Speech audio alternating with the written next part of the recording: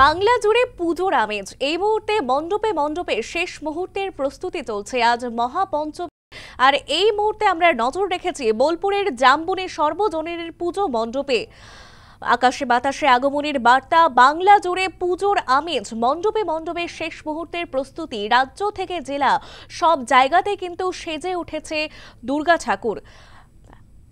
আর এই মুহূর্তে বোলপুরের জামবনি সর্বজনীনের পুজো মণ্ডপে রয়েছেন আমাদের প্রতিনিধি সুজিত মণ্ডল। সুজিত, প্রস্তুতির ছবিটা ঠিক কি? পুজোর আমেজটা ঠিক কি?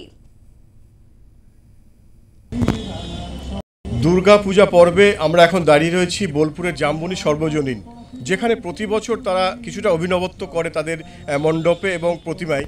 এবারেও তাই তারা মণ্ডপে রেখেছে ডাকঘর, এবং ডাকঘরের যে অভিনবত্ব, এখানে ডাক টিকিট থেকে শুরু করে সমস্ত পোস্ট অফিস পরিষেবা সমস্ত কিছু তারা তুলে ধরেছেন তাদের এই মণ্ডপের থিমে। আমরা সরাসরি কথা বলে জানার চেষ্টা করব যারা পুজো কর্মকর্তা রয়েছেন। এবং এবারে থিম আমাদের কী থেকে ভাবনা চিন্তা? এটা আমাদের এবারের যেটা প্রত্যেক বছর আমাদের যে একটা থিম ভাবনা চিন্তার মধ্যে থাকে, সেটা যেন পরিবেশ বান্ধব হয়।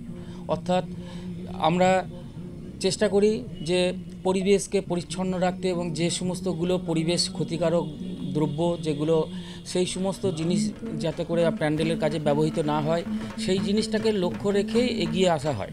অর্থাৎ যে দুর্গাপুজো যখনই শেষ হয়, পরবর্তী দুর্গাপুজোর জন্য মানসিকভাবে এবং বিভিন্নভাবে সেই চিন্তাভাবনা নিয়ে এগোনো হয়। মাননীয় মুখ্যমন্ত্রী আমাদের মহালয়ার দিন ভার্চুয়ালি উদ্বোধন করেছেন, এবং আমাদের মন্ত্রীমশাই উপস্থিত ছিলেন চন্দনা সিনহা এবং এসআরডিএর চেয়ারম্যান অনুব্রত মণ্ডল। আমাদের উদ্বোধন হয়েছে। আমরা প্রত্যেক বছরই একটা নানান চমক দিয়ে থাকি, নতুনত্ব থাকে, অভিনবত্ব থাকে।